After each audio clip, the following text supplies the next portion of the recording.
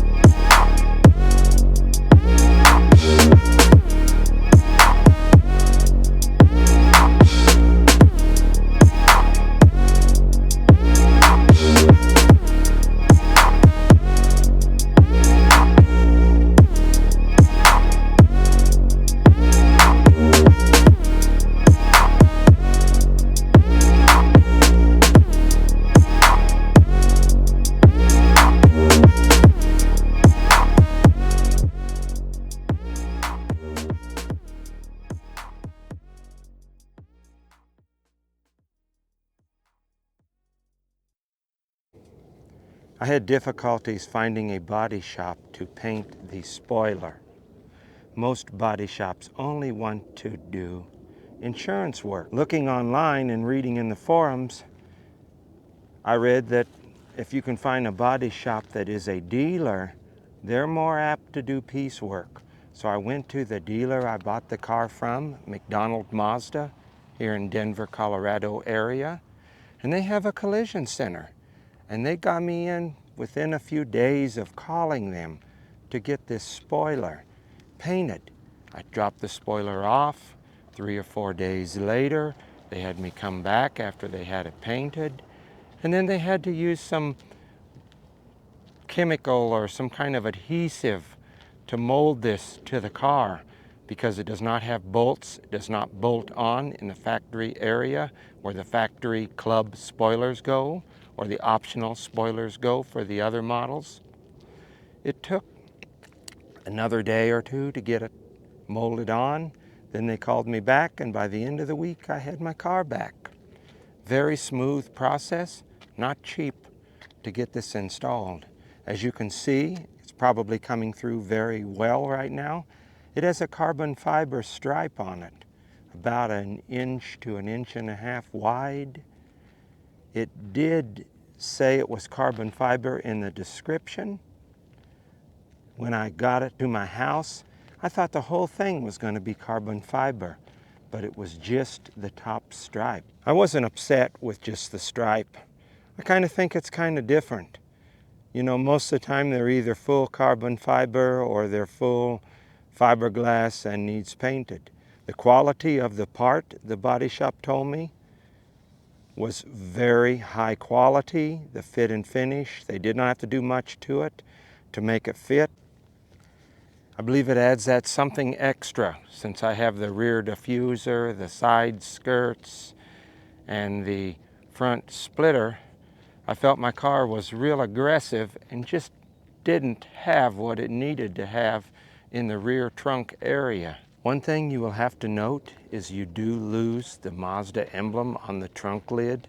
I would like to ask you to please stay tuned as I have future modifications coming for my ND Miata as well as my Mazda 3 Turbo. Thanks for watching. Please like and subscribe as it would greatly be appreciated.